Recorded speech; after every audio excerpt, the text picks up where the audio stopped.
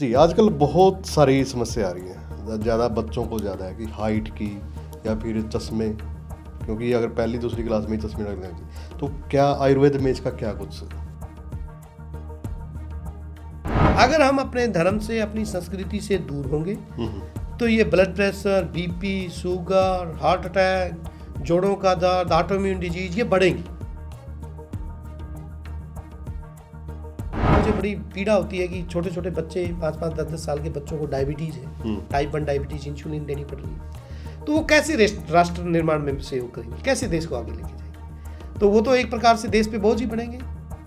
मन को कैसे शांत करें? एक बड़ा पॉइंट है, क्योंकि मन ये रहता है कि अब इंग्लिश दवाई चल रही है, तो आयुर्वेद में इतना इंतज़ार नहीं किया जाता, तो मन को कैसे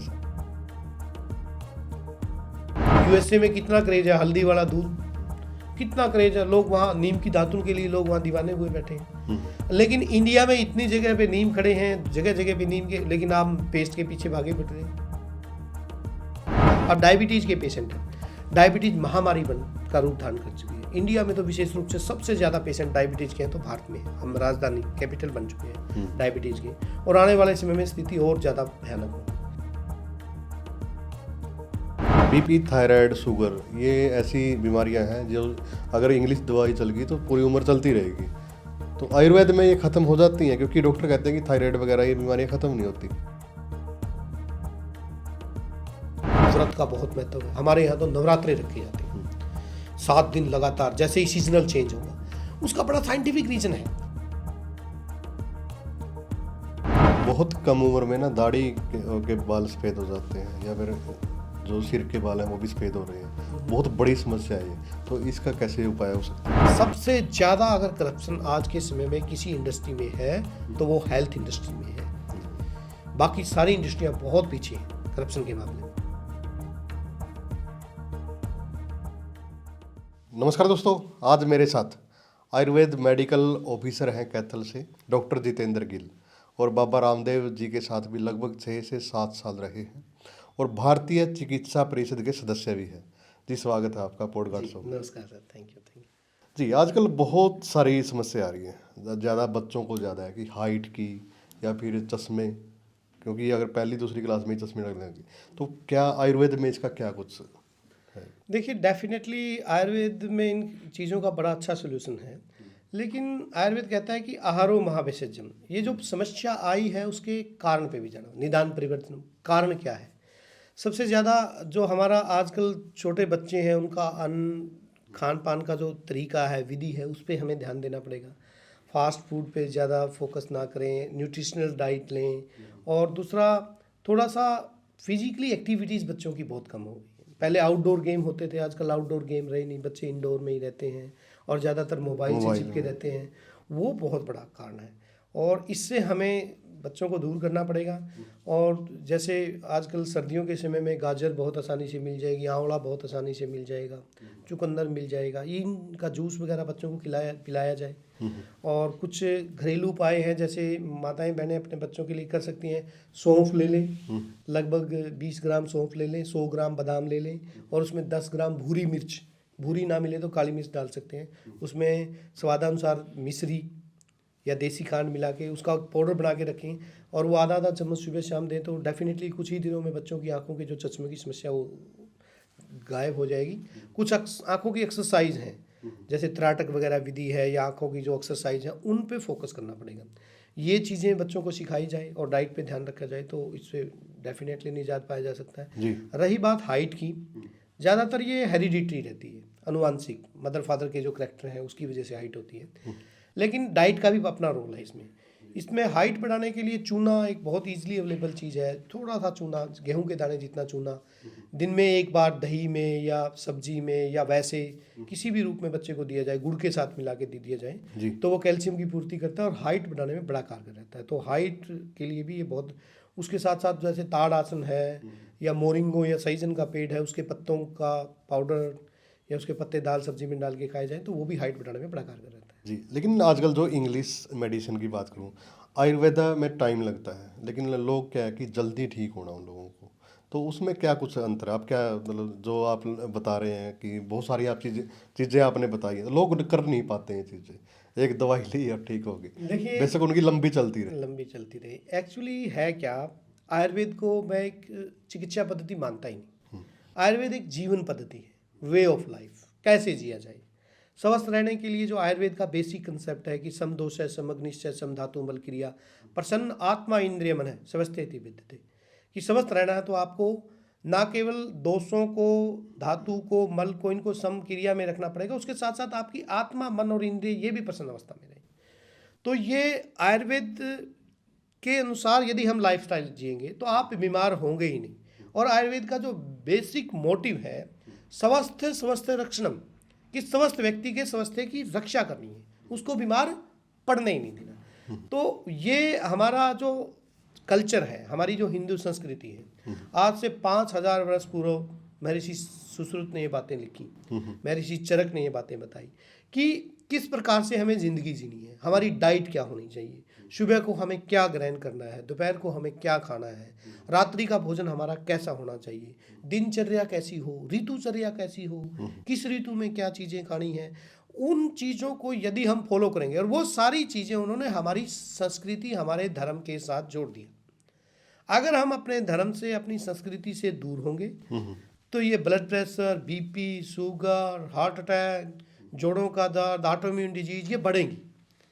क्योंकि जो साइंटिफिक रिसर्च हमारे ऋषि मुनियों ने की है उसका कोई तोड़ नहीं है।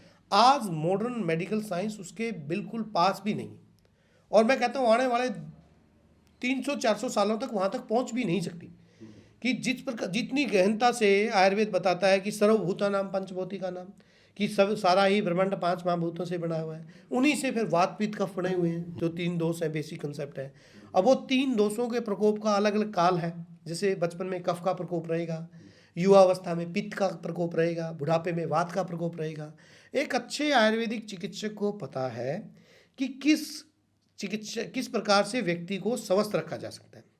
और दुर्भाग्य से बहुत लंबे समय से आयुर्वेद पे लोगों का या सरकारों का ध्यान नहीं रहा, लेकिन अब पिछले कुछ समय से लोगों में जागरूकता आई है। विदेशी कंट्री हैं, खासकर विशेष यूरोपियन कंट्रीज हैं, अभी ब्रिटेन में भी 10,000 आयुर्वेदिक चिकित्सकों की डिमांड रखी गई है। बहुत से पश्चिम देश अब आयुर्वेद की तरफ भाग रहा है जी। और सौभाग्य से हमारे भारत सरकार भी इस पर बहुत ज़्यादा फोकस कर रही है। तो आयुर्वेद को तो हमें जीवन का अंग बनाना है, वे ऑफ लाइफ है, और पाठ्यक्रमों में इन चीज़ों को ऐड करना पड़ेगा। अब एक बच्चे को बचपन से ही पता हो कि रात को आपने दही नहीं खानी, या वर्षा ऋतु में आपने दही नहीं खानी, अगर उसको बचपन से ही ये बातें पता होगी, उसने सिलेबस में या बुकों में, किताबों में ये पढ़ी होगी, तो उसको काम आएगी जिंदगी भर जी। और ये तो सबसे ज़्यादा ज़रूरी है। अगर स्वस्थ देश के नागरिक स्वस्थ होंगे तभी तो देश प्रोग्रेस करेगा। अभी बचपन में आप देखता हूँ, मुझे बड़ी पीड़ा होती है कि छोटे छोटे बच्चे 5-5, 10-10 साल के बच्चों को डायबिटीज़ है, टाइप 1 डायबिटीज़, इंसुलिन देनी पड़ रही है। तो वो कैसे राष्ट्र निर्माण में सहयोग करेंगे, कैसे देश को आगे लेके जाएंगे? तो वो तो एक प्रकार से देश पे बोझ ही बनेंगे, बीमार अर्थव्यवस्था पैदा करेंगे। तो यदि राष्ट्र को स्वस्थ रखना है तो हमें आयुर्वेद को पाठ्यक्रम में डालना पड़ेगा। बच्चों को बचपन से ही आयुर्वेद और योग की शिक्षा देनी पड़ेगी, और ये उनके हमारे हर व्यक्ति के जीवन का अभिन्न अंग तभी बन पाएगा जब हम इसको पढ़ पाएंगे।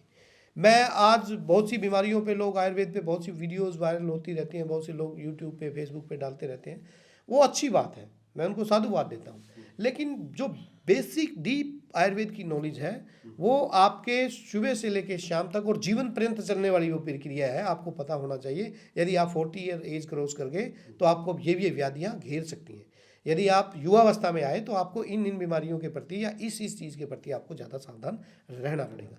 तो इस प्रकार से आयुर्वेद को हमें जीवन में अडैप्ट करना पड़ेगा। जी। आप चाय या फिर शराब या फिर फास्ट फूड इनको बंद करवा देते हैं डॉक्टर, तो क्या ज़्यादा नुकसानदायक है ये, कैसे? देखिए, फास्ट फूड डेफिनेटली हमारे लिए अच्छा नहीं है, और चाय का भी एक्सेसिव यूज़ नुकसानदायक है, और शराब तो बिल्कुल ही घातक है। ये तो हमारी अपनी जो इंडियन एटमॉस्फेयर है, भारत की जो संस्कृति है उसके हिसाब से ज़्यादा एडजस्टेबल नहीं है। जो पश्चिम के देश हैं जहाँ ज़्यादा ठंड पड़ती है वो लोग वाइन का सेवन करते हैं क्योंकि वहाँ टेम्परेचर बहुत ज़्यादा लो रहता है। लेकिन हम क्या करते हैं, हम पश्चिमीकरण का अंधाधुंध वो कर रहे हैं, वहाँ क्या करते हैं, बर्गर पिज़्ज़ा इस प्रकार से वो बना के रख लेते हैं। यूएसए वगैरह में 1 सप्ताह का खाना बनाया, फ्रीज में रख लिया, हाँ। वो खाते रहते हैं। अब इंडिया में तो हम हर रोज़ फ्रेश बना के खाते हैं, सुबह का अलग से खाना बनेगा, दोपहर का अलग से, रात का अलग से। तो हमारी जो कल्चर है उनसे टोटली डिफरेंट है, हमारा जो वातावरण है उनसे टोटली डिफरेंट है। हमें उनका अनुसरण नहीं करना चाहिए, बल्कि अब तो वो हमारा अनुसरण करने लगे। अब आप देखते हैं कि ये जितनी आयुर्वेदिक जड़ी बूटियां हैं, जैसे हल्दी के बारे में आप देखिए, हाँ। यूएसए में कितना क्रेज है, हल्दी वाला दूध कितना क्रेज है, लोग वहाँ नीम की दातुन के लिए लोग वहाँ दीवाने हुए बैठे हैं। लेकिन इंडिया में इतनी जगह पे नीम खड़े हैं, जगह जगह पे नीम के, लेकिन आप पेस्ट के पीछे भागे फिर रहे हैं, तरह तरह के मंजनों के पीछे छोड़ के हम अब ऐसे ऐसे जेल ऐसी ऐसी ऐड आती है, इसमें नमक है, इसमें वो है, इस प्रकार की बातें कर रहे हैं। मैं कहता हूँ अगर आप नीम की दातुन करें, करंज की दातुन करें, शीशम की दातुन करें, बहुत अर्जुन की दातुन करें, बहुत से लाभकारी पेड़ हैं यहाँ, वज्रदंती, चिरपुष्प, इस प्रकार के पेड़ हैं, तो आपको दांतों की समस्या आएंगी ही नहीं। तो ये चीज़ें हमें सोचना पड़ेगा इन चीज़ों पे। बीपी, थायराइड, शुगर, ये ऐसी बीमारियां हैं जो अगर इंग्लिश दवाई चल गई तो पूरी उम्र चलती रहेगी। तो आयुर्वेद में ये ख़त्म हो जाती हैं, क्योंकि डॉक्टर कहते हैं कि थायराइड वगैरह ये बीमारियां ख़त्म नहीं होती, बहुत सारे डॉक्टर कहते हैं। डेफिनेटली आयुर्वेद में सभी समस्याओं का समाधान है मनदीप जी, यदि हम उसको जीवन का अंग बनाते हैं, उसके हिसाब से जीते हैं। और आयुर्वेद एक ही बात कहता है, बार बार मैं उसी बात पे फोकस करता हूँ कि आहारो महाभिषजम, मतलब आहार से बढ़कर कोई औषध नहीं है। जो हम खाते पीते हैं उसी से हमारे शरीर का निर्माण होता है, वो दवाई से बढ़कर है। तो क्या हम अपनी डाइट में अर्जुन की छाल को ऐड नहीं कर सकते? हम चाय पत्ती पीते हैं, चाय डालते हैं, उसमें थोड़ी सी अर्जुन की छाल मिला लीजिए, थोड़ी सी दालचीनी मिला लीजिए, आपको कभी कोलेस्ट्रॉल नहीं बढ़ेगा, आपको कभी बीपी नहीं होगा, आपको कभी हार्ट अटैक नहीं होगा। और यत्र सर्वत्र आप देखेंगे हर कहीं अर्जुन का पेड़ मिल जाता है। लेकिन हमें क्या है, हम वही थोड़ी सी हम मेहनत नहीं करना चाहते, या थोड़ा सा उस तरफ से जीना नहीं चाहते। अब डायबिटीज़ के पेशेंट हैं, डायबिटीज़ महामारी का रूप धारण कर चुकी है। इंडिया में तो विशेष रूप से सबसे ज़्यादा पेशेंट डायबिटीज़ के हैं, तो भारत में हम राजधानी कैपिटल बन चुके हैं डायबिटीज़ के, और आने वाले समय में स्थिति और ज़्यादा भयानक होगी। लेकिन डायबिटीज़ का सोल्यूशन बहुत आसानी से, यदि हम डाइट का ध्यान रखें। आयुर्वेद क्या कहता है, किस वजह से डायबिटीज़ होती है? शीतल सुखम आसनम, सुखपूर्वक बैठे रहना, फिजिकल वर्क ना करना, फिजिकल एक्टिविटीज़ घट गई, हम कहीं भी पैदल नहीं चलते। पहले लोग पैदल चलते थे, इसलिए डायबिटीज़ कम होती थी। अब पैदल चलने की आदत नहीं, कहीं भी जाना आपको थोड़ी सी वॉकेबल डिस्टेंस पे भी जाना, आप बाइक लेंगे, स्कूटी लेंगे या कार का सहारा लेंगे। तो इस वजह से हमें कारण के निवारण पे जाना पड़ेगा।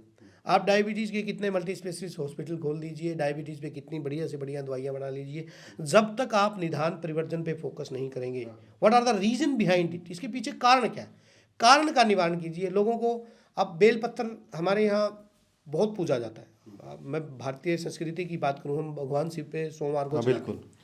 बेलपत्र के अंदर नेचुरल रूप में गोल्ड होता है, स्वर्ण, जो इम्यूनिटी बढ़ाने का काम करता है। और बेलपत्र के पत्तों की चटनी बना के यदि हम खाएंगे, तो मैं कहता हूँ डायबिटीज़ आपके आसपास भी नहीं फटकेगी। इसी प्रकार से गुड़मार बूटी है, जामुन की गुठली, बहुत सी चीज़ें हैं। लेकिन डायबिटीज़ अपने आप में एक बहुत वास्ट सब्जेक्ट है। आयुर्वेद में आज से 5000 वर्ष पूर्व 20 प्रकार की प्रमेय बताई गई है, वातज, पित्तज, कफज, और प्रत्येक व्याधि की अलग लाइन ऑफ ट्रीटमेंट है। वातज प्रमेय की अलग ट्रीटमेंट है, पित्तज की अलग है, कफज की अलग है। अब हम क्या करते हैं, जिनको थोड़ी बहुत आयुर्वेद की नॉलेज होती है, डायबिटीज़ मतलब नीम करेला, किसी को भी डायबिटीज हो जाएगा, नीम और करेला पिलाओ जी उसको। लेकिन पित्तज प्रमेय में नीम करेला नहीं दे सकते, वातज प्रमेय में नहीं दे सकते, सिर्फ कफज प्रमेय में दे सकते हैं। तो इस वजह से भी आयुर्वेद का हास हुआ है कि ज़्यादा ऑथेंटिक लोग या ज़्यादा ज्ञानवान लोगों के ना होने की वजह से कोई भी जिसको थोड़ा बहुत पता लग जाता है, अरे आपको शुगर होगी, आप करेला खाइए, आप नीम खाइए, उससे कई बार उसका पित्तज प्रमेय है, तो पित्त बढ़ने की वजह से आँखों की रोशनी पे और कई साइड इफेक्ट आ जाते हैं।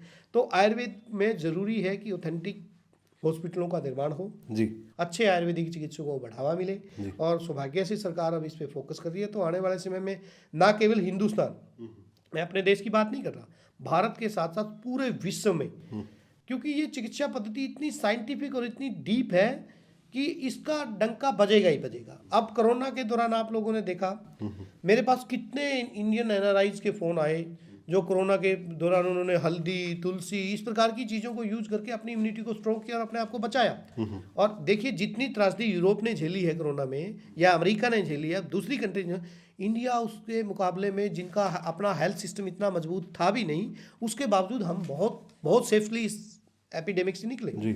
उसका बहुत बड़ा कारण था कि हमने कहीं ना कहीं जो सरकारों ने भी आयुष काढ़े बांटे और इम्यूनिटी को बढ़ाने के लिए गिलोय दी, तुलसी, अदरक, हल्दी, इस प्रकार की चीज़ों का प्रयोग करके हम लोगों ने अपने आप के, अपने स्वास्थ्य की रक्षा करने का काम किया। तो ये डेफिनेटली कोरोना के बाद यूरोपियन कंट्रीज़ में या वेस्टर्न कंट्रीज़ में बहुत डिमांड है आयुर्वेद की, और आने वाले समय में यदि सरकारें थोड़ा सा और फोकस करके आयुर्वेद को बढ़ावा दें तो डेफिनेटली, और क्षेत्र की तो मैं नहीं कह सकता, लेकिन स्वास्थ्य के क्षेत्र में मैं दावे के साथ कह सकता हूँ कि भारत पूरे विश्व को दिशा दे सकता है। और अब WHO ने भी, देखिए इसके लिए मैं साधुवाद दूंगा केंद्र सरकार को कि WHO ने रिकमेंड किया है आयुर्वेदिक चिकित्सा पद्धति को, और अब आयुर्वेद का धीरे धीरे प्रचार प्रसार होगा तो डेफिनेटली देश की संपदा, देश की इकोनॉमिक ग्रोथ होगी। डॉक्टर साहब, मन को कैसे शांत करें, एक बड़ा पॉइंट है, क्योंकि मन ये रहता है कि अब इंग्लिश दवाई चल रही है तो आयुर्वेद में इतना इंतज़ार नहीं किया जाता, तो मन को कैसे शांत? देखिए, मन के लिए बहुत ज़रूरी है कि हमें स्पिरिचुअलिटी की तरफ जाना पड़ेगा। मन बड़ी चंचल चीज़ है और आयुर्वेद में मन को, आत्मा को, ये सारे विषय पढ़ाए जाते हैं। तो मन को फोकस करने के लिए, मन क्या है? मन इज़ ए इंस्ट्रूमेंट, एक यंत्र है। जो चीज़ आप इसमें इनपुट दोगे वही आउटपुट देगा, उसी को मल्टीप्लाई करेगा ये। तो मन को शांत रखने के लिए ज़रूरी है कि आप उसमें इनपुट अच्छा डालें। इनपुट जैसे आप स्पिरिचुअलिटी की बातें करें, आध्यात्मिक रहें, मेडिटेशन करें। अब मन को शांत रखना है तो एक सीधा सा फार्मूला है, भगवान श्री कृष्ण ने गीता में कहा कि आप कर्म करो, फल की इच्छा ना करो। आपने अपनी तरफ से बेस्ट एफर्ट कर देने हैं जिस भी फील्ड में आप हैं। उसके बाद उसका परिणाम क्या होगा, आप टॉप में जाएंगे, आप डाउन पे जाएंगे, वो उस पे ईश्वर पे छोड़ दीजिए, तो आपका मन शांत रहेगा। वरना साथ में स्ट्रेस भी जोड़ना चाहूँगा, इसके साथ साथ स्ट्रेस बहुत ज़्यादा। स्ट्रेस कहाँ से पैदा होती है? स्ट्रेस पैदा हुई कि मैंने कोई काम किया या मैं चाहता हूँ कि मेरे अनुसार वो हो। स्ट्रेस तभी पैदा होगी कि ऐसा ऐसा नहीं, ऐसे होना चाहिए या ये होना चाहिए। जब व्यक्ति के विशेष के अनुसार कोई कार्य नहीं होता या उसके इच्छा अनुसार उसको परिणाम नहीं मिलते तो वो स्ट्रेस में चला जाता है, ओवर थिंकिंग में चला जाता है। जब हम सब कुछ ईश्वर को ही अर्पित करके चलेंगे तो स्ट्रेस कहाँ से रहेगा, तनाव कहाँ से रह गया? तेरी इच्छा, तेरा पाना मीठा लागे, जो तुझ पावे नानका सोई गल चंगी। जो तुझे अच्छा हो, जो परमात्मा की मर्जी। हमने अपनी तरफ से बेस्ट एफर्ट किया, बाकी जो ईश्वर चाहेगा, फल उसके हाथ में है ना। फल तो मेरे हाथ में नहीं, मेरे हाथ में कर्म है। तो जब इस बात पे हम फोकस कर लेंगे और इसको अपने जीवन में अडेप्ट कर लेंगे, अपने जीवन में ढाल लेंगे, तो स्ट्रेस नाम की चीज़ रहेगी नहीं। बाकी मेडिटेशन क्रियाएं हैं, अनुलोम विलोम है, भ्रामरी है, ओम का उच्चारण है, बहुत सी चीज़ें हैं जिनसे स्ट्रेस को रिमूव किया जा सकता है। लेकिन जब तक हम इस मन को ये इनपुट नहीं देंगे कि you are not the doer, तुम्हें तो एक निमित्त मात्र बनाया गया, डूअर करने वाला कोई और है, करता कोई और बैठा है। जब तक इसके बात ये समझ में नहीं आएगी तब तक ये स्ट्रेस से रिमूव नहीं हो सकती। छोटी छोटी बातों की चिंता है, और खासकर फीमेल्स में, बहनों में, फीमेल्स में तो बड़ी प्रॉब्लम है, हर छोटी छोटी बात की चिंता करना, और उससे फिर उनकी स्ट्रेस की दवाइयाँ शुरू हो जाती हैं, तनाव रहने लग जाता है, और फिर वो एलोपैथिक मेडिसिन के चुंगल में एक बार आ गए तो वो ताउम्र उनकी वो मेडिसिन छूट नहीं पाती। तो मेरी प्रार्थना है कि ईश्वर में आस्था रखिए। परमात्मा बड़ा न्यायकारी है, जिस भी हालात में, जिस भी सर्कमस्टांसिस में व्यक्ति को वो रखता है, उसकी भलाई के लिए रखता है। उसको पता है कि इस व्यक्ति को कब क्या देना है। हम अपने एफर्ट्स करें, अपनी तरफ से कोशिश करें, बाकी ईश्वर पे छोड़ के चलें, तनाव बिल्कुल कम रहेगा। जिस भी हालात में वो रखना चाहता है उसमें खुशी खुशी रहें और आध्यात्मिक रहें। केवल सुनने के लिए या देखने के लिए आध्यात्मिक ना रहें, उसको जीवन में आत्मसात करें। तभी हमें इस स्ट्रेस से, इस तनाव से और ज़िंदगी को जीने का असली आनंद भी तभी ले पाएंगे। वरना तो हम सारी उम्र अपने सिर पे बोझ लेके घूमते रहेंगे, मैंने ये करना है, मैंने वो करना है, मैंने ये कर दिया, मैंने वो कर दिया। हम कुछ नहीं, जो कुछ है ईश्वर को समर्पित करके चलिए, ज़िंदगी बड़ी खुशगवार हो जाएगी। कोई तनाव नहीं होगा, कोई स्ट्रेस नहीं होगा, कोई टेंशन नहीं होगी। अपनी तरफ से ये नहीं, मैं इस बात का ये बेनिफिट ना उठाए कोई भी कि मुझे कर्म ही नहीं करना, मुझे काम ही नहीं करना है, कर्मण्य की स्थिति में चला जाऊँ। मेहनत करना मेरा फ़र्ज है। परमात्मा ने मुझे ये जीवन दिया है, ये शरीर दिया है, जितना मैं बेस्ट पॉसिबल हो वो कर सकूँ। और हर व्यक्ति को पता है क्या अच्छा है क्या बुरा है। हर व्यक्ति को पता है कि शराब पीने से लीवर डैमेज होगा। हर व्यक्ति को पता है कि स्मोकिंग करने से फेफड़े चोक होंगे। हर व्यक्ति को पता है कि अगर आप गलत खान पान करेंगे तो उसके बैड इफेक्ट होंगे। हर व्यक्ति को पता है चोरी से या रिश्वतखोरी से कभी ना कभी आपको दाग लगेगा, कभी ना आप पकड़े जाएंगे, तनाव वो कारण बनेंगे। लेकिन फिर भी इंसान करता है। उसका सबसे बड़ा कारण है कि हम अपने मन को समझा नहीं पाते, इसको इनपुट गलत दे रहे हैं, इसको इनपुट अच्छी देनी पड़ेगी। और वो इनपुट कहाँ से मिलेगी मनदीप जी? वो मिलेगी संगत से, कंपनी से। जैसे लोगों में आप बैठोगे वैसे आपके विचार बन जाएंगे, और जैसे आपके विचार होंगे वैसे आपको कर्म बढ़ेंगे, और जैसे आपके कर्म होंगे वैसे आपको फल मिलेंगे। तो तनाव से मुक्ति यदि कोई चाहता है, सबसे पहले वो अपने संगत को देखे, कंपनी को देखे, ईश्वर में आस्था रखें, अपनी तरफ से बेस्ट एफर्ट्स करें, और जरूर प्राणायाम का सहारा ले, अनुलोम विलोम, भ्रामरी, और किसी को बहुत एक्सट्रीम लेवल पे तनाव हो भी जाता है तो वो ब्राह्मी वटी है, अश्वगंधा अरिष्ट है, आयुर्वेद में सारस्वत अरिष्ट है, बहुत सी आयुर्वेदिक मेडिसिन है, उनका सेवन करें बजाय एलोपैथिक मेडिसिन पे डिपेंडेंट होने के। बहुत कम उम्र में ना दाढ़ी के बाल सफ़ेद हो जाते हैं, या फिर जो सिर के बाल हैं वो भी सफ़ेद हो रहे हैं, बहुत बड़ी समस्या है ये। तो इसका कैसे उपाय हो सकता है? देखिए, ये भी वही डाइट का चेंजेस है। आजकल जो हम न्यूट्रिशन ले रहे हैं, जो हम खाते हैं अपनी तरफ से, तो हम अच्छे तरीके से खा रहे हैं, दाल भी खा रहे हैं, सब्जी भी खा रहे हैं, रोटियां भी खा रहे हैं, प्रोटीन इंटेक भी ले रहे हैं, लेकिन वो एक्चुअली उसकी गुणवत्ता घट गई। एक तो प्रोसेसिंग ऑफ फूड इस प्रकार हो गया, जब से प्रेशर कुकर आए हैं, या फ्रीज में क्या करती है माताएं बहनें, आटा बनाया रख दिया। दूसरा, जो हार्मोनल चेंजेस भी बहुत बड़ा कारण रहते हैं। तो पित्त की वजह से पालित्य, आयुर्वेद में इसको पालित्य बोला जाता है, ग्रेइंग ऑफ हेयर, बालों का सफ़ेद होना, एक एज के बाद नेचुरल रूप में होना ये स्वाभाविक है। लेकिन इमेच्योर एज में होना तो इसका मतलब कहीं ना कहीं न्यूट्रिशनल इम्बैलेंस है, डाइट प्रॉपर नहीं मिल रही उसको, और कहीं ना कहीं वो उसकी जो शरीर की क्रियाएं हैं वो समावस्था में काम नहीं कर रही। तो इसमें विशेष रूप से आयुर्वेद में आमल की रसायन एक बहुत ज़बरदस्त आयुर्वेदिक औषधि है। आमल की रसायन का सेवन, वो आंवले से ही बनता है बेसिकली, तो आमल की रसायन का सेवन करने से इससे बड़ा लाभ मिलता है। और योगी क्रियाएं तो देखिए सारे ही चैनल को बैलेंस करती हैं, कपालभाति, अनुलोम विलोम, भस्त्रिका, ये योगी क्रियाएं सब सारे सिस्टम को बैलेंस करने का काम करती है। तो इनका सहारा लेके इससे बचा जा सकता है। और न्यूट्रिशनल डाइट्स पे ज़्यादा फोकस करना पड़ेगा। लेकिन ये बहुत सतत वही बात है कि अब हम घरों में बर्तन, प्रेशर कुकर को कैसे निकालें, एल्युमिनियम के बर्तन को कैसे चेंज करें, जो डायबिटीज़ का, कैंसर का बहुत बड़ा कारण बनता जा रहा है। मिट्टी के बर्तन लेके आए उस स्थान पे, धीरे धीरे प्रकृति की तरफ लौटेंगे, संस्कृति की तरफ लौटेंगे, तो आरोग्य की तरफ जरूर लौटेंगे। जी, तो आपने बच्चे ट्रेनिंग भी किए हैं, कोई बच्चा आपका सक्सेस हुआ हो कैथल में? डेफिनेटली, देखिए आयुर्वेद एक इतना बड़ा फील्ड है, यहाँ से जो बेरोजगारी की समस्या है लोगों में, एक प्रकार से अकर्मण्यता, स्वास्थ्य के साथ साथ बीमारी के साथ साथ बेरोजगारी को भी दूर कर सकता है। और आजकल तो खासकर महानगरों में बहुत ज़रूरत है। अभी पीछे मेरे यहाँ एक कुछ समय पहले, 4-5 साल पहले, गुड़िया सीलू, जो आजकल यहाँ कैथल में हर्बल जूस पिलाती है, वो स्पोर्ट्स पर्सन थी, तो उनको स्पोर्ट्स में इंजरी होने के बाद वो गेम कर नहीं पा सकती थी, तो वो भी स्ट्रेस में चली गई, तनाव में चली गई, जैसा आपने बताया डिप्रेशन में चली गई, मानसिक तनाव में। अब वहाँ बात अगर ये अप्लाई करें, आप जो ईश्वर करता है अच्छे के लिए करता है। वो स्पोर्ट्स में उसको इंजरी होगी, वो अच्छा खेलती थी, नेशनल चैंपियनशिप में रही थी, तो तनाव में चली गई। तो उनके मामा जी का मेरे पास फ़ोन आया कि डॉक्टर साहब ऐसे ऐसी बात है, किस प्रकार से इसकी तनाव से निकालें। तो मैंने उसके इंटरेस्ट को देखा, बच्चे का इंटरेस्ट किस चीज़ में, इसकी रुचि किस चीज़ में। तो जब मैंने उसकी रुचि को खंगाला तो कहीं ना कहीं आयुर्वेद के प्रति उसका झुकाव था। तो मैंने उसको कहा कि बेटे, इस प्रकार से आप एक हर्बल जूस बना के लोगों को आरोग्य भी प्रदान करेंगे, और आपका सोर्स ऑफ इनकम भी क्रिएट होगा, आप पैसा भी कमाएंगे और लोगों को स्वास्थ्य भी प्रदान करेंगे। आप थोड़ा सा इसको सीखिए। तो उसने लगातार 6-7 महीने, लगभग 1 साल तक उसने बहुत मेहनत की और सीखा कि किस बीमारी में किस चीज़ का जूस बना के पिलाना है, और किस प्रकार से हमने करना है। और सुबह 5 बजे उसने फिर वो काम शुरू किया, रेडी लगाती है अपने सेक्टर 19 और 20 के बीच में। और आज आप यकीन मानिए वो एक सक्सेसफुल और एक रोल मॉडल, मतलब किस प्रकार से वो तनाव से ओवरकम हुई, और एक लड़की होते हुए, फीमेल होते हुए। हालांकि मैं थोड़ा सा घबराता था कि लड़कियों के लिए ये काम थोड़ा मुश्किल है, लेकिन उसने ये मिसाल कायम की। लड़की होते हुए वो सुबह 5 बजे वहाँ आके जूस की रेडी लगाती है, और कैथल के पता नहीं कितने लोगों को लीवर की, किडनी की, बीपी की, हार्ट अटैक की, कोलेस्ट्रॉल की समस्याओं से उसने निजात दिलाया।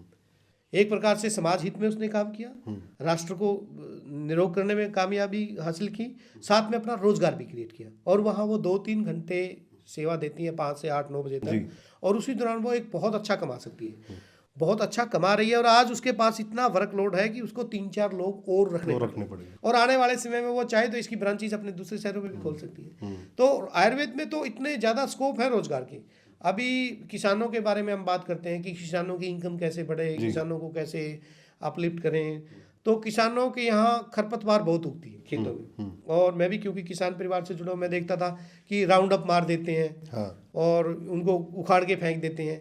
अब ऐसे ऐसे प्लांट हैं, अगर आप यकीन नहीं मानेंगे तो आप गूगल पे जाके सर्च कीजिए, पुनर्नवा, गोक्षुर, मकोए, मतलब भूमि आवड़ा, एक आम घास है जो उगता है, एक स्पेसिफिक सीजन में उगेगा, वर्षा ऋतु में उसने उग जाना है और कुछ समय बाद वो डिस्ट्रॉय हो जाएगा। तो किसान उसकी आइडेंटिफिकेशन करें जी। उसको संभाल के रखें। अगर वो बेच नहीं सकते तो कम से कम अपने घर पे यूज करके अपने liver, kidney, heart, BP, cholesterol, इनको तो कंट्रोल कर ही सकते हैं। लेकिन इसके लिए सर डॉक्टर साहब जागरूक तो करना पड़ेगा ना, बताना पड़ेगा उनको। देखिए, जागरूक करने के लिए वही बात आ जाती है, जब तक उनको जागरूक करने के लिए बहुत लार्ज स्केल पे तो देखो मैं नहीं कर सकता, लेकिन मेरे संपर्क में जितने किसान आते हैं, मैं प्रगतिशील किसान मंच है अपने कैथल के, जब भी मुझे मौका मिलता है उनकी बैठक होती है तो मैं उनमें बीच में जाता हूँ, बाकायदा उन पेड़ों को, उन खरपतवार को उखाड़ के लेके जाता हूँ, उनसे पूछता हूँ भाइयों तुमने ये देखी है? वो बताते हैं कि जी हाँ हमारे यहाँ खूब खड़ी रहती है, हम इसको राउंड अप से खत्म करते हैं, ये तो बहुत नुकसान करती है। जब उनको बताता हूँ कि मार्केट में इसकी कीमत 2,000 रुपये किलो है तो उनकी आंखें खुली की खुली रह जाती है। आप जीरी को 2,000 रुपये किलो नहीं बेच सकते, लेकिन उसको बेच सकते हैं। अब एक पंसारी जब बाहर से दवाइयाँ मतलब जड़ी बूटियाँ लेके बेच सकता है और वो लाखों रुपए महीना कमा सकता है, तो एक किसान जिसके खेत में उगती है, सिर्फ उसको जान आइडेंटिफिकेशन करानी है और वो ताज़ी चीज़ें देगा और बिल्कुल फ्रेश देगा और उसमें मिलावट भी नहीं करेगा, क्योंकि उसके पास वहाँ प्रचुर मात्रा में उगती है। तो किसान पंसारी क्यों नहीं हो सकता? और इसमें हमने प्रयास भी किया था पीछे, लेकिन किसी तरह से वो फिजिबल नहीं हो पाई बातें। हमने सरकार से मिलके कोशिश भी की थी, सरकार ने सहयोग भी किया, ऐसी बात नहीं, लेकिन इन चीज़ों को फिजिबल करने के लिए बहुत लंबा संघर्ष चाहिए, बहुत सतत प्रयास चाहिए, और परमात्मा की, ईश्वर की कृपा से आने वाले समय में ये चीज़ें होंगी। जिस प्रकार से आयुर्वेद के प्रति लोगों का रुझान बढ़ रहा है, तो आप मेरी इस बात का यकीन मानिए, कुछ समय बाद आपको गाँव में किसान पंसारी मिलेंगे। जी। आपको शहर में पंसारी के पास भागने की जरूरत नहीं पड़ेगी। आपको गोखरू की जरूरत है, भूमि आंवला की जरूरत है, पुनर्नवा की जरूरत है, मकोई की जरूरत है, या बहुत सी अर्जुन की छाल की जरूरत है, या कीकर की छाल की जरूरत है, गोंद की जरूरत है, तो आप शहर में मत भागेंगे, आप गांव में भागेंगे, क्योंकि वो किसान आपको असली, ओरिजिनल और ताज़ा चीज़ देगा और बिना मिलावट के देगा। तो इसके लिए थोड़ा सा समय लगेगा, लेकिन किसानों की, मैं कहता हूँ, अगर देश की आर्थिक स्थिति को मजबूत करना है, देश की गरीबी को दूर करना है, देश की इकोनॉमी को बहुत आगे लेके जाना है, तो केवल और केवल आयुर्वेद ही उसका हल है। आयुर्वेद के माध्यम से किसानों को जागरूक करके लोगों की बेरोजगारी को मिटाया जा सकता है और उनकी सोर्स ऑफ इनकम को बढ़ाया जा सकता है, और इसकी एक बहुत बड़ी मार्केट जिसको कैप्चर किया जा सकता है, केवल और केवल हिंदुस्तान, हमारा देश ही इसको कैप्चर कर सकता है, क्योंकि मूलतः आयुर्वेद हमारी ही चिकित्सा पद्धति है। जी। बाबा रामदेव जी के साथ आप लगभग 6 से 7 साल रहे, और इसके साथ साथ राजीव दीक्षित जी का कितना रोल है अपने देश में आयुर्वेद को देखिए, मेरा सौभाग्य रहा कि मैंने आयुर्वेद की डिग्री करने के बाद मैं पतंजलि में स्वामी रामदेव जी के पास रहा, आचार्य बालकृष्ण जी का सानिध्य मुझे मिला, और इस दौरान इन बिटवीन वहाँ कई बार मुझे राजीव दीक्षित जी से भी मिलने का सौभाग्य प्राप्त हुआ। डेफिनेटली देखो, आयुर्वेद और योग को नया आयाम देने में कहीं ना कहीं मैं महर्षि ही कहता हूँ स्वामी रामदेव जी को, इन्होंने बहुत बड़ा क्रांतिकारी कदम उठाया और लोगों को निःशुल्क योग सिखाया। टीवी पे आके लोगों को कपालभाति, अनुलोम विलोम, भस्त्रिका, लोगों को जड़ी बूटियों के बारे में बताया। आचार्य बालकृष्ण जी आजकल भी बताते रहते हैं। तो ये बहुत अच्छा, और उसके बाद सरकारों ने इतना हाथों हाथ लिया। अब 21 जून योगा दिवस ऑल ओवर वर्ल्ड मनाया जाता है। कितनी बड़ी उपलब्धि है भारत देश की कि WHO तक आयुर्वेद चिकित्सा पद्धति को रिकमेंड कर रहा है। तो ये डेफिनेटली सरकार बहुत पॉजिटिव और बहुत सकारात्मक रूप से आयुर्वेद के प्रति फोकस कर रही है, और स्वामी रामदेव जी का इस फील्ड में जो योगदान है वो कहने सुनने से अतुलनीय है। मैं मतलब उनका जो व्यक्तिगत रूप से उनको बहुत अच्छे से जानता हूँ। इतने संत प्रवृत्ति के व्यक्ति जो समाज और राष्ट्र के प्रति, उनके लिए राष्ट्र सर्वोपरि। अब जितनी मल्टीनेशनल कंपनियां, मैं किसी कंपनी का नाम ना लूँगा, जिस प्रकार से उन्होंने देश का दोहन किया, देश की इकोनॉमी को ख़त्म किया और देश को आरोग्य की तरफ धकेला, लोगों को बीमारियों के, इस प्रकार के जहरीले ड्रिंक्स, इस प्रकार के जहरीले फूड्स सप्लाई करके लोगों को आरोग्यता की तरफ, उसके स्थान पे यदि हमें स्वदेशी भारत में निर्मित, और जिससे सारे देश का स्वास्थ्य शुद्ध हो, कितनी बड़ी बात है। तो डेफिनेटली उनका बहुत योगदान रहा है। और आयुर्वेद में मैं भी जितनी बारीकियों से आयुर्वेद को, हालांकि मैंने गौड़ ब्राह्मण आयुर्वेदिक कॉलेज से डिग्री की थी आयुर्वेद की, लेकिन उसके बावजूद भी मुझे आयुर्वेद का जो असली ज्ञान था, असली सार तत्व था, उसमें बहुत बड़ा योगदान स्वामी रामदेव जी का जाता है और पतंजलि का जाता है। मैंने वहाँ बहुत समय निकाला। उसके बाद फिर मैंने गवर्नमेंट जॉब में आने के बाद बहुत सी किताबें आयुर्वेद पे लिखी, और जैसे जैसे अब ये बीमारियाँ बढ़ती जा रही हैं, उस पर हम कोशिश रहती है हमारी कि लोगों को किस प्रकार से निःशुल्क रूप से उनके घर तक जी। वो चीज़ें पहुँचे और उनकी लाइफस्टाइल में, उनके जीवन पद्धति में वो चीज़ें रहें ताकि वो बीमार हो ही नहीं। तो रुचि कब शुरू से ही बन गई थी? कब से बनी सर रुचि नहीं, आयुर्वेद में? देखिए रुचि तो मेरी, मैं जब आर्य स्कूल नरवाना से मेरी एजुकेशन हुई है, मैं वहाँ पढ़ता था, तो 8th क्लास में एक छोटा सा ऐसे आता था, माई एम इन लाइफ। तो मैंने गांव आपका नरवाना में पड़ता? नरवाना के पास ही मेरा गांव है। कौन सा? समैन गांव है सर, समैन काफी गांव बड़ा से। गांव है। तो वहाँ मैं जब एक वो ऐसे याद किया 8th क्लास में, तो उसमें वो था कि माई एम इन लाइफ।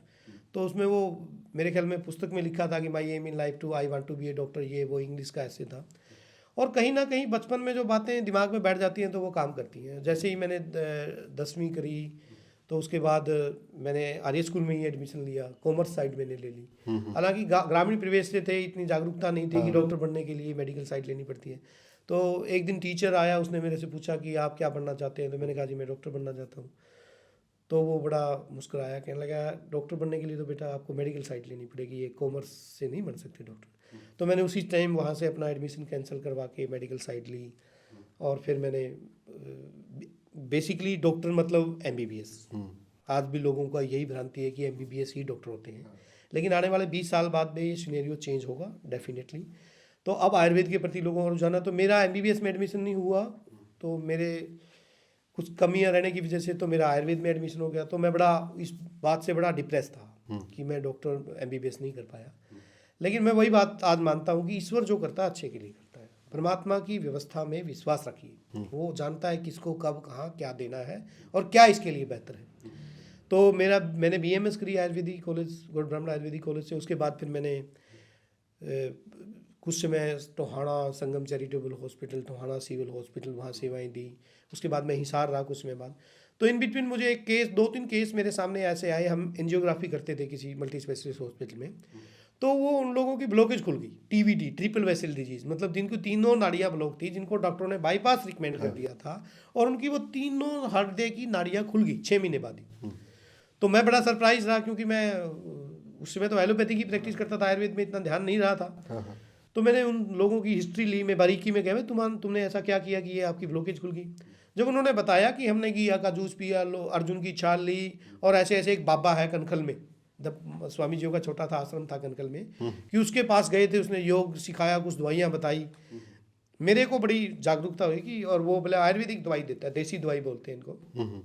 मैंने उसी समय मेरे हॉस्पिटल के जो बड़े वो थे चिकित्सा अधिकारी, उनको रिजाइन लिखा कि मैं ऐसे ऐसे कनखल जा रहा हूँ। उनको छोड़ दिया मैंने जॉब को, उसी से मैं छोड़ा, और मैं कनखल स्वामी रामदेव जी के पास पहुँचा। तो स्वामी जी उसमें मणिपुर गए हुए थे किसी काम से, तो आचार्य बालकृष्ण जी थे। तो मैंने उस समय ज़्यादा भीड़ भाड़ नहीं देती थी, 5-7 लोग ही थे आश्रम में। तो मैंने पूछा कि मैं मिलना चाहता हूँ ऐसे ऐसे।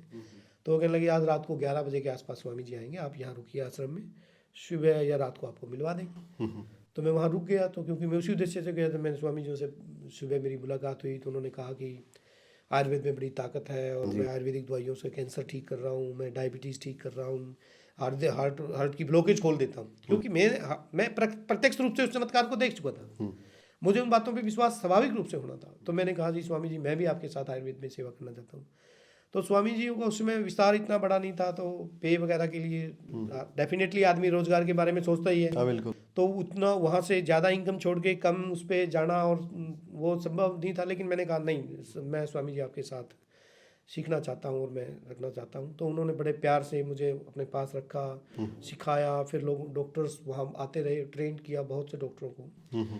तो जितनी मेहनत वहाँ मैंने की, हम रात के 11 बजे 10:30-11 बजे सोते थे, सुबह 3 बजे 3:30 बजे उठ जाते थे। स्वामी जी योगा सिखाते थे, डाइट की सारी चीज़ें, जड़ी बूटियों की आइडेंटिफिकेशन, बीमारियों का, पेशेंटों का वहाँ बहुत ज़्यादा क्रॉनिक पेशेंट आते थे जो एम्स ने नकार दिए, PGI ने नकार दिए, टाटा मेमोरियल्स ने नकार दिए।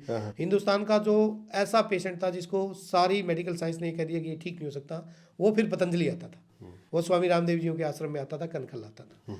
धीरे धीरे फेज़ 1 बना, फेज़ 2 बना, स्वामी जी को लोगों का प्यार भी बहुत मिला, लोग बहुत ठीक होते थे। अब उससे पहले मुझे भी विश्वास नहीं होता था कि हम ब्लॉकेज खोल सकते हैं आयुर्वेद के माध्यम से, कैंसर को ठीक कर सकते हैं, डायबिटीज़ को रिवर्स कर सकते हैं, थायराइड को ठीक कर सकते हैं। और आज मेरे लिए एक सिंपल सी बात है, मैं अगर कोई थायराइड का पेशेंट मेरे पास आता है तो मेरी पहली वर्डिंग है, कुछ भी बात नहीं, आप थोड़ा सा उज्जाई प्राणायाम कीजिए, कांचनार को खाइए और 2-3 दवाइयाँ मैं लिखता हूँ, ठीक हो जाएगा। लेकिन लोगों को विश्वास नहीं होता। लोगों को विश्वास क्यों नहीं होता मनदीप जी? लोगों के दिमाग में ये बात डाल दी गई है कि यदि आपको बीपी हो गया तो आपको सारी उम्र दवाई खानी पड़ेगी, आपको हार्ट अटैक आ गया या आपको स्टंट डाल दिया गया तो आपको सारी उम्र दवाई खानी पड़ेगी, आपको डायबिटीज है तो आपको सारी उम्र दवाई खानी पड़ेगी। क्यों? क्योंकि उनको परमानेंट कस्टमर बनाया जा रहा है। इसमें एक और ऐड कर दो सर, काला पीलिया। हाँ, काला पीलिया है। अब काला पीलिया के लिए वो भूमि आंवला की मैं बात कर रहा हूँ, वर्षा ऋतु में किसानों के पास इतना होता है, इतनी रामबाण औषधि, अगर किसी डॉक्टर ने किसी पेशेंट को लीवर ट्रांसप्लांट बोल दिया, 90% लीवर डैमेज है, ट्रांसप्लांट की नौबत आ गई, आप केवल कुछ दिन उसको भूमि आंवला खिला दीजिए, कुछ दिन उसको पुनर्नवा खिला दीजिए, आप हैरान रह जाएंगे, इतने चमत्कारिक परिणाम मिलेंगे। अब मैंने सैकड़ों मरीज ऐसे पेशेंट लीवर के, जो लीवर सिरोसिस, जिसको मेडिकल साइंस ये कहती है कि लीवर ट्रांसप्लांट होगा, सैकड़ों, एक दो नहीं, सैकड़ों मरीज मैंने ठीक किए। और पतंजलि में तो पता नहीं कितने लोगों को लाभ मिल रहा है इस चीज़ का। तो मतलब बाबा रामदेव का जो साम्राज्य खड़ा हुआ है, तो आपने देखा है वो खड़ा होते हुए? डेफिनेटली। और मैं एक बात और बताऊं मनदीप जी, झूठ पे कभी भी कोई साम्राज्य खड़ा नहीं किया जा सकता, वो थोड़े दिन ही रुकेगा। स्वामी रामदेव जी ने योग और आयुर्वेद की ताकत से विश्व को, ना केवल देश को बल्कि विश्व को अवगत कराया है। और आज के सिनेरियो को मैं देख रहा हूं तो ऐसे समय में ऐसे ऐसे कई महर्षियों की जरूरत है इस देश को। स्वामी रामदेव जी जैसे कई महान संतों की जरूरत है जो इस देश में आयुर्वेद और योग की परंपरा को आगे बढ़ाते रहे। लेकिन दुर्भाग्य से बहुत से लोग हैं, उनकी भी टांग खिंचाई करने वाले बहुत लोग मिलते हैं, लेकिन स्वामी जी इन छोटी मोटी बातों से घबराते नहीं। और उनका जो मोटिव है, उनका जो बेसिकली जो उनका उद्देश्य है, वह राष्ट्र और समाज को किस प्रकार से, और वो सर्वा भवन्तु सुखिनः सर्वे सन्तु निरामय, उसकी धारणा में चलते हुए समस्त जीवों के कल्याण के लिए लगे हुए हैं। और डेफिनेटली पैसा बहुत बड़ा साधन है किसी भी संस्था को, किसी भी ऑर्गेनाइजेशन को, किसी भी चीज़ को खड़ा करने के लिए पैसे के बिना कुछ भी काम संभव नहीं होता जी। तो लोगों ने उनको सहयोग भी बहुत किया। और आज तो मेरे ख्याल में स्वामी जी को किसी ऐसी चीज़ की ज़रूरत भी नहीं। जी बिल्कुल। पॉजिटिव एटमॉस्फेयर के साथ वो बहुत लोगों की शिक्षा पद्धति में भी, अभी आचार्य गुरुकुलम के नाम से, बोर्ड के नाम से, किस प्रकार से भारतीय शिक्षा बढ़े, जो पुरानी हमारी वैदिक शिक्षा पद्धति थी, गुरुकुल की शिक्षा पद्धति, उसको प्रचार प्रसार में भी बहुत अच्छे तरीके से। घुटनों का दर्द एक बड़ी समस्या बन चुकी है तो बुजुर्गों के लिए, तो ये इसका क्या समाधान है सर, क्यों हो रही है ये? देखिए, घुटनों का दर्द बहुत कॉमन प्रॉब्लम है आज के सिनेरियो में। आज से 40 साल पहले जाइए, आप 50 साल पहले जाइए, आपको डायबिटीज़ के पेशेंट बहुत कम मिलते थे, हार्ट अटैक के पेशेंट बहुत कम मिलते थे, कैंसर के पेशेंट बहुत कम मिलते थे। अब जैसे जैसे मेडिकल साइंस ने प्रोग्रेस की है, डॉक्टरों की उन्नति हुई है, चिकित्सक बढ़े हैं, डॉक्टरों की संख्या बढ़ी है, हॉस्पिटलों की संख्या बढ़ी है, क्या ये बीमारियां कम हुई है? बढ़ी। इसका सबसे बड़ा कारण ये है कि चिकित्सा में, मैं अक्सर एक क्यूटेशंस बोलता हूँ कि चिकित्सा व्यवसाय नहीं सेवा, हमने व्यापारीकरण की तरफ इसको धकेल दिया। और व्यवसाय का एक सिद्धांत है कि मुनाफा कैसे ज़्यादा से ज़्यादा कमाया जाए और कस्टमर कैसे ज़्यादा से ज़्यादा बढ़ाए जाए। तो ये सारा व्यवसायीकरण की वजह से हो रहा है। जब तक चिकित्सा को सेवा का माध्यम समझ के चिकित्सक नहीं करेंगे तब तक ये चीज़ें बढ़ेंगी। और ये मक्कड़ जाल, ये नेक्सिस, अब मैं बताना नहीं चाहूँ, इतना बड़ा नेक्सिस है मल्टीनेशनल कंपनीज का, बड़ी बड़ी फार्मा कंपनियों का, डॉक्टरों के साथ, लैब टेक्नीशियनों का, बहुत बड़ा व्यापक स्तर पे। मैं कहता हूँ सबसे ज़्यादा अगर करप्शन आज के समय में किसी इंडस्ट्री में है तो वो हेल्थ इंडस्ट्री में है। बाकी सारी इंडस्ट्रियाँ बहुत पीछे हैं करप्शन के मामले में। और उसका कारण मनुष्य का लालच, स्वार्थ। अच्छा, दूसरा अनिभिज्ञता। अब एक पेशेंट मेरे पास आया, उसको कोई भी दिक्कत है, मैंने उसको बता दिया कि सारी उम्र चलेगी, तो उसको मजबूरी है, वो सारी उम्र खाएगा। तो इसी प्रकार से जो घुटनों का दर्द की जो आपने बात करी थी, घुटनों के दर्द में हमने डाइट पे ध्यान देना है, आहार पे ध्यान देना है। आज से 40 साल पहले हम क्या खाते थे? तिल खाते थे, तिलकुटा खाते थे हर घर में जी, बाजरा खाते थे, मल्टीग्रेन्स खाते थे, हल्दी का बहुत अच्छे से प्रयोग करते थे। अब जैसे जैसे हम उस डाइट से हटे, तिल आज कोई शायद ही कोई घर है जिसमें तिल खाया जाता हो, या तिलकुटा खाते हो। तो तिल क्या करता है, ल्यूब्रिकेशन का काम करता है। आयुर्वेद में तिल के तेल को सबसे श्रेष्ठ तेल बताया गया। वो ल्यूब्रिकेशन का काम करेगा, साइनोवियल फ्लूइड प्रॉपर रहेगा तो आपके जॉइंट्स में आर्थराइटिस, ऑस्टियोआर्थराइटिस ये चीज़ें होंगी ही नहीं। तो हमें डाइट पे ध्यान देना पड़ेगा। दूसरा, आजकल तो रिफाइंड और सरसों का तेल चलता है। रिफाइंड तो बहुत ज़्यादा घातक है। अब तो लोग जागरूक हो गए हैं, रिफाइंड नहीं खाते। सरसों का तेल भी ठीक है, लेकिन सरसों के तेल के स्थान पे यदि आप तिल का तेल यूज़ करें, सबसे श्रेष्ठ तिल का तेल बताया गया है आयुर्वेद में, तो तिल का तेल खाने में प्रयोग करें, तिल खाएं और हल्दी का सेवन करें। और एक दो दूसरा घुटनों का बड़ा कारण है कि हम पहले कच्चे पे चलते थे, हमारी जो घर थे वो कच्चे होते थे या हार्ड फर्श नहीं होता था, तो उसका भी बहुत बड़ा कारण है कि एकदम जरक सहन करने की ताकत नहीं रही, एकदम से हम हार्ड सरफेस पे चलते हैं तो उससे भी घुटनों में कहीं ना कहीं दिक्कत आती है। तो इसलिए हमें हमेशा स्पोर्ट्स शूज़ या ऐसे जो जर्क सहन करके जिसके अंदर कशन हो थोड़ा, वो चीज़ें पहननी चाहिए ताकि हमारे घुटने बच सकें। और डाइट का ध्यान रखें। एलोवेरा बहुत अच्छी चीज़ है, जिस नेचुरल रूप से सारे अमीनो एसिड होते हैं, गमले में भी लगाया जा सकता है। एलोवेरा का सेवन करें और थोड़ा सा कपालभाति अनुलोम विलोम करें। तो अलसी है, अलसी के लड्डू पहले सर्दियों में खाते थे। अलसी बहुत लाभकारी है अर्थराइटिस में, जोड़ों के दर्द में। जी, डाइट में बहुत है, लेकिन उसको आत्मसात हमें करना पड़ेगा। वो जीवन का अभिन्न अंग। अब यदि सर्दियों में पहले तिलकुटा हर घर में बनता था, शाम को 3-3:30 बजे उखल में उनकी कुटाई करते थे और तिलकुटा बना के सारा ही परिवार खाता था शाम को। तो वो चीज़ें ज़रूरी है, उनकी तरफ हमें लौटना पड़ेगा। जी। खाट और बेड, इसमें क्या फ़र्क है? सलाह देते हैं आप लोग कि खाट पे सोना चाहिए, क्या फ़ायदे हैं खाट? देखिए, हमारी जो स्पाइन है, आजकल लोगों को कमर दर्द की दिक्कत बहुत रहने लग गई है। आजकल हम बेड पे सोते हैं या उस वजह से, तो खाट में कहीं ना कहीं लचीलापन होने की वजह से तो वो आपकी स्पाइन के लिए बहुत बेस्ट रहती है। तो खाट पे सोना विशेष रूप से बहुत ज़्यादा, एक तो रिलैक्स बहुत महसूस करता है आदमी। खाट पे सोएगा तो ऐसा लगेगा कि बिल्कुल उसको गहरी नींद आएगी और बहुत रिलैक्स महसूस करेगा। और जो हमारी बॉडी का स्ट्रक्चर है वो इस प्रकार से रहता है खाट में, वो थोड़ा बहुत एडजस्टेबल रहती है। तो ये इसलिए खाट ज़्यादा लाभकारी रहती है बेड की बजाय। तो लेकिन अब आजकल धीरे धीरे लोगों का ट्रेंड बेड की तरफ आ गया, तो इसलिए सर्वाइकल, बैक एक, ये समस्याएं बढ़ रही हैं। धीरे धीरे आएंगे पुरानी कल्चर की तरफ, लोग फिर जाएंगे उस तरफ। जी। आप लोगों को ज़्यादा सीरियस क्यों नहीं लेते? मतलब आयुर्वेद को सीरियस क्यों नहीं लिया जा रहा है? क्या कारण है? आप लोग बताते बताते पता नहीं कितनी उम्र होगी, लेकिन सीरियस नहीं लेते। हाँ, देखिए, डेफिनेटली इसमें कोई शक वाली बात नहीं। और मैं 20-22 साल से इस फील्ड से जुड़ा हुआ हूँ।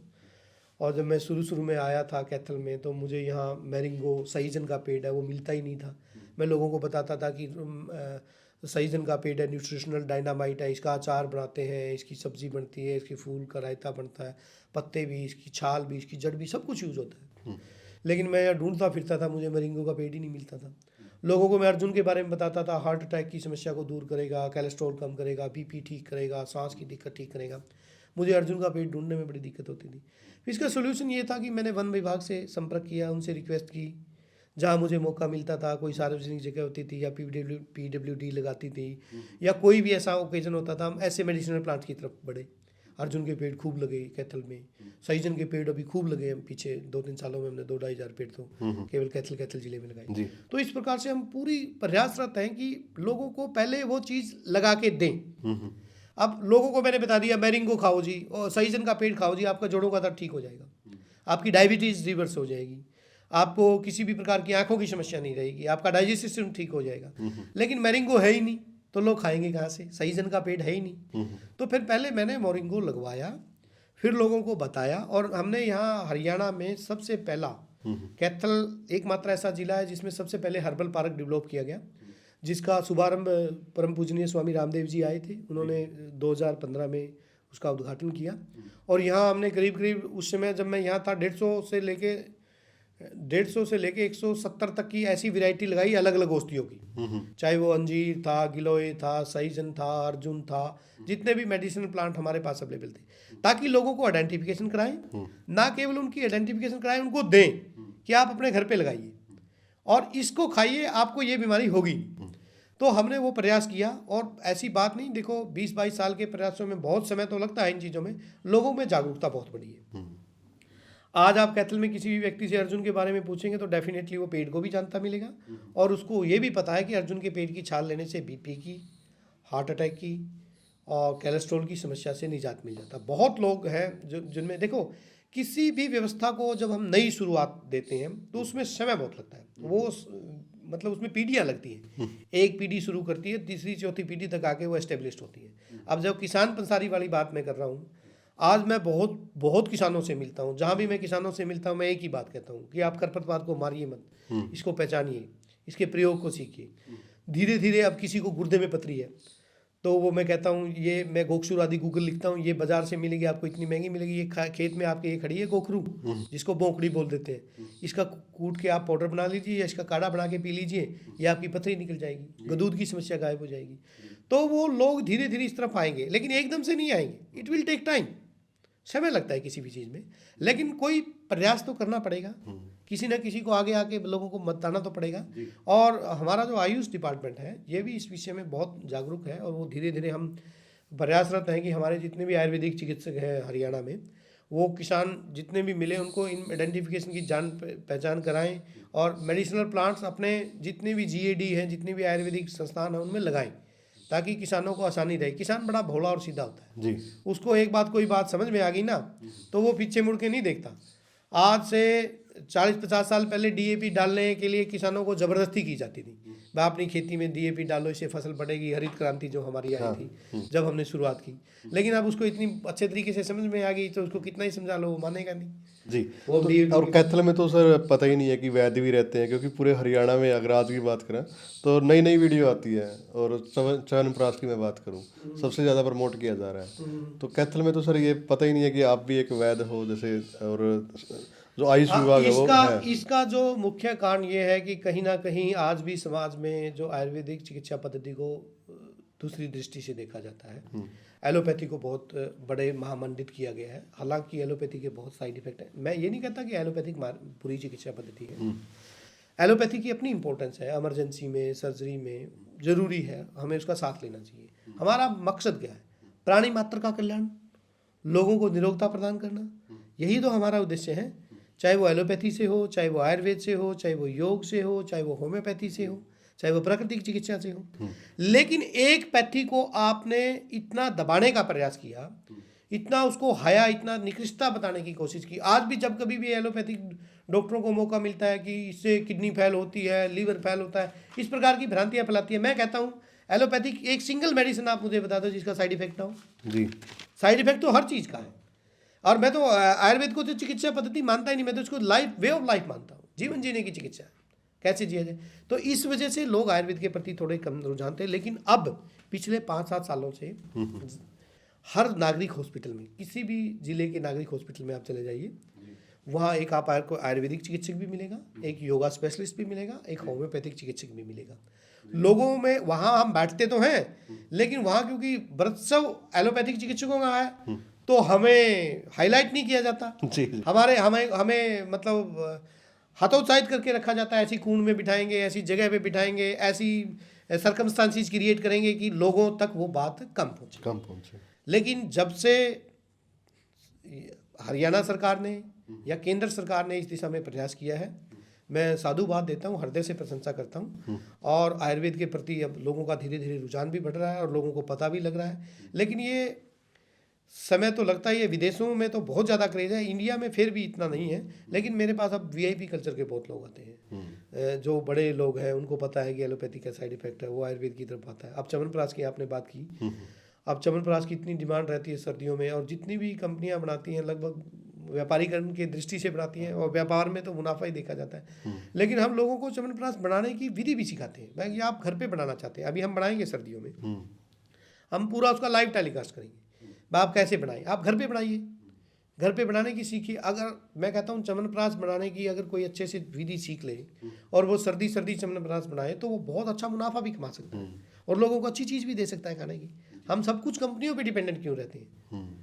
अब हल्दी है, हल्दी के बारे में मैं इतना कहता हूँ, मैं अपने किसानों से बहुत रिक्वेस्ट करता हूँ, अपने यहाँ हो जाती है हल्दी, मैं तुम जीरी के और इसके क्यों, कम से कम अपने खेत में अपने लायक तो लगा के रखो, जितनी तुम खा सकते हो वो तो ना बाजार से खरीद के आओ। आप खेती करते हैं, किसान है, लेकिन हल्दी गांव बाजार से लेके आए, उसमें मिलावट है।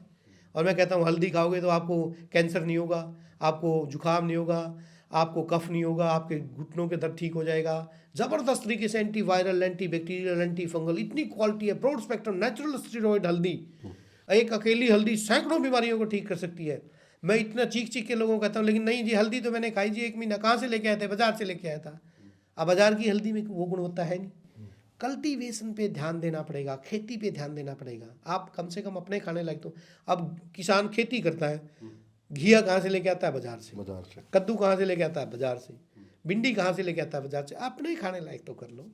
ये तो पहले करते थे लोग, पहले घर पे लोगों के अपने आप होती थी, तभी निरोग रहते थे। अब ये सारी चीज़ें हम उस बाजारीकरण पे आ जाएंगे तो बाजारीकरण तो मुनाफे करना है।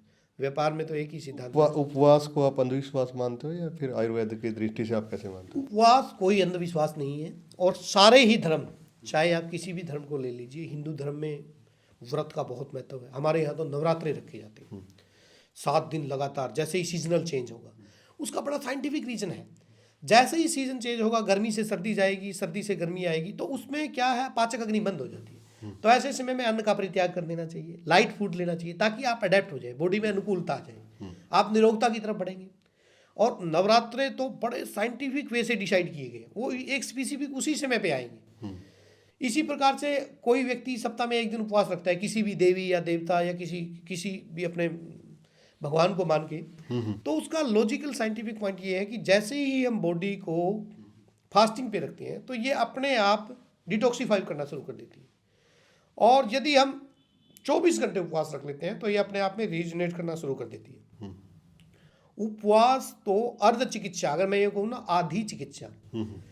आप उपवास रखने की आदत डाल लीजिए, सप्ताह में 1 दिन उपवास रखिए, या एकादशी, एक स्पेसिफिक टाइम आता है एकादशी का उपवास रखिए, या किसी भी एक स्पेसिफिक पीरियड्स पे देखें, तो मैं दावे के साथ कहता हूँ तो आप निरोगता की तरफ बढ़ेंगे। और जितने भी डाइजेस्टिव सिस्टम से रिलेटेड प्रॉब्लम है, आपको गैस, तेजाब, अफारा, कब्ज, कफ, जितनी भी दिक्कतें रहती हैं, उपवास मात्र से ठीक हो सकती हैं जी। और उपवास रखना कैसे है, ध्यान रखने वाली बात है। लोग बहुत से उपवास रखते हैं, और उपवास रखा तो उसने क्या किया, सुबह से खाली पेट है, लेकिन शाम को जो उपवास करता है बहुत ज़्यादा खा लेता है। ये ध्यान रखने वाली बात है। उपवास जब भी आप रखें, जैसे आपने आज रात को खाना खाया 6 बजे 7 बजे, आपने जो भी खाना खाया, उसके बाद सारी रात आप सोएंगे आराम से। अगले दिन सुबह गर्म पानी का सेवन कीजिए। दिन में जब भी आपको भूख लगे, हल्का सा गर्म पानी ले लीजिए। बहुत एक्सट्रीम लेवल पे भूख लग जाए तो थोड़ा बहुत फ्रूट ले लीजिए। और रात को जब उपवास देने तो लाइट फूड से, दलिया, खिचड़ी या हल्का फ्रूट लेके ही उसका समापन करिए। बहुत एकदम से हैवी खा लेते हैं तो अग्नि मंद पड़ जाती है। तो उपवास तो एक बड़ा साइंटिफिक रीजन है अपने शरीर को स्वस्थ रखने के लिए। और हमारे जितने भी धर्म हैं, मुसलमान भाई रोजे रखते हैं या बहुत से और चीज़ों में भी वो रखे जाते हैं, तो इसका धर्म के साथ इसलिए जोड़ दिया जाता है। वैसे किसी आदमी को कह दें कि आपने आज भूखा रहना है तो वो रह नहीं पाएगा। अगर किसी ना किसी आस्था के साथ जुड़ेगा तो वो आसानी से रख लेता है। तो व्रत बहुत ज़रूरी है स्वस्थ रहने के लिए। और अगर पूरा दिन आप व्रत नहीं रख सकते तो एटलीस्ट मैं आपके दर्शकों से एक रिक्वेस्ट जरूर करना चाहूँगा कि मेरे कहने से आपको नज़ला, जुकाम, खांसी, दमा, अस्थमा, सांस, इस प्रकार की कोई व्याधि रहती है, सिर्फ और सिर्फ रात का खाना छोड़ दीजिए। रात का खाना हम आज 9-10 बजे, बहुत कॉमन बात है, रात को 9-10 बजे खाते हैं। रात का खाना आप बंद कर दीजिए, स्किप कर दीजिए, या 5-6 बजे तक खा लीजिए। तो आप देखिए 15 दिन के अंदर आपके शरीर की संरचना ही बदल जाएगी। आपका कितना ज़बरदस्त बेनिफिट होगा हेल्थ में। तो बहुत बड़े लाभ है उपवास। आयुर्वेद में लैब टेस्टिंग वगैरह करवाते हो आप लोग, कोई भी बीमारी को जानना है? देखिए, आयुर्वेद में लैब टेस्टिंग उस समय हमारे वहाँ परीक्षण की विधियाँ बहुत थी, लेकिन नाड़ी विज्ञान भी था एक, बहुत वात पित्त कफ के हिसाब से। और बेसिकली आयुर्वेद का जो स्ट्रक्चर हम देखते हैं, बेसिकली आयुर्वेद वात पित्त कफ के सिद्धांत पे काम करता है। 3 दोष देखता है, दोषों के आधार पे चिकित्सा करते हैं। और दोषों से भी डीप अगर मैं जाऊँ, 5 महाभूत, पृथ्वी, जल, अग्नि, वायु, आकाश, कौन सा तत्व इसका किस अवस्था में है, कितना बड़ा हुआ है, उस पॉइंट ऑफ व्यू से देख के चिकित्सा करता है। तो टेस्टिंग की लगभग ज़्यादातर ज़रूरत रहती नहीं, लेकिन आजकल मॉडर्न साइंटिफिक टेक्नोलॉजी आई हुई है, जैसे अल्ट्रासाउंड है, सीटी स्कैन है, एमआरआई है, या ब्लड इन्वेस्टिगेशन है, सीबीसी वगैरह, लीवर के, किडनी के फंक्शन है, वो ईजी रहता है, ईजिली डिटेक्ट हो जाता है। तो उसका प्रयोग करते हैं और करना भी चाहिए, क्योंकि ये साइंटिफिक चीज़ें, मॉडर्न मेडिकल साइंस की जो प्रोग्रेस है, अगर उसको आयुर्वेद के साथ कंबाइन करके आप करेंगे तो और जल्दी लाभ आएगा। और मैं तो बल्कि यहाँ तक कहना चाहूँगा, अभी सरकारें प्रयासरत है इस दिशा में कि कम से कम जितने भी मेडिकल कॉलेजेज हैं थ्रू आउट इंडिया, उनमें आयुर्वेद का एक डिपार्टमेंट रहना चाहिए, ताकि जो एलोपैथिक चिकित्सक वहाँ से बन के निकलते हैं जी उनके दिमाग में भी ये बात जानी चाहिए कि आयुर्वेद के माध्यम से बहुत सी क्रोनिक डिजीज को ठीक किया जा सकता है, जैसे अर्थराइटिस है या किसी भी प्रकार की ऑटोइम्यून डिजीज है या किसी को गुर्दे में पथरी है, तो उसके लिए भाई सर्जरी के लिए जहाँ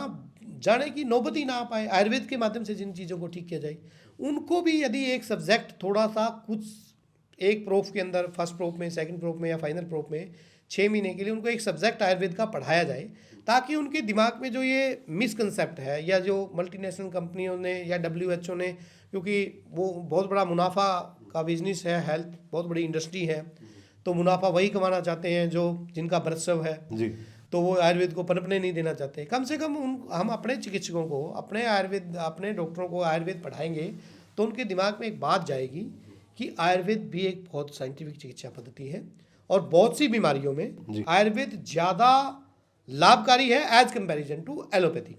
जहाँ एलोपैथिक से के ज़्यादा बेनिफिट है, एलोपैथिक ज़्यादा लाभकारी है, वहाँ एलोपैथिक का प्रयोग कीजिए। जहाँ आयुर्वेद का ज़्यादा इफेक्टिव है, वहाँ आयुर्वेद का प्रयोग कीजिए। मतलब आप एक किसी चिकित्सा पद्धति को हया की दृष्टि से नकार नहीं सकते, और नकारना बिल्कुल गलत है। मैं इसका एलोपैथी का विरोधी नहीं हूँ, मैं होम्योपैथिक का भी पक्ष करता हूँ, आयुर्वेद का भी पक्ष करता हूँ, योग का भी, प्राकृतिक कोई भी चिकित्सा पद्धति हो। उद्देश्य क्या है? लोगों का जीवन सतर सुधरे, लोग बीमारियों से बचें। जो ये अंधाधुंध बीमारियाँ इतनी बढ़ती जा रही है, BP, sugar, heart attack, cancer, इनसे किस प्रकार से हम अपने समाज को, अपने देश को, हमारे समस्त विश्व को इन बीमारियों से निजात दिला जी एक अच्छा जीवन उनको दे पाए। धन्यवाद सर बातचीत करने के लिए। तो भाई आप सभी को अब तो पता चल गया होगा कि कोई भी सरकारी हॉस्पिटल में जाए तो एक अलग से आयुष डिपार्टमेंट होता है, जहाँ पे आपको योगा के बारे में और जो भी आयुर्वेदिक दवाइयाँ हैं वो दी जाती हैं और बताया जाता है आयुर्वेद के बारे में। तो आप सभी भी आयुर्वेद की तरफ आइए। वीडियो को ज़्यादा से ज़्यादा आप लोग शेयर करें और चैनल को सब्सक्राइब करना ना भूलें। धन्यवाद।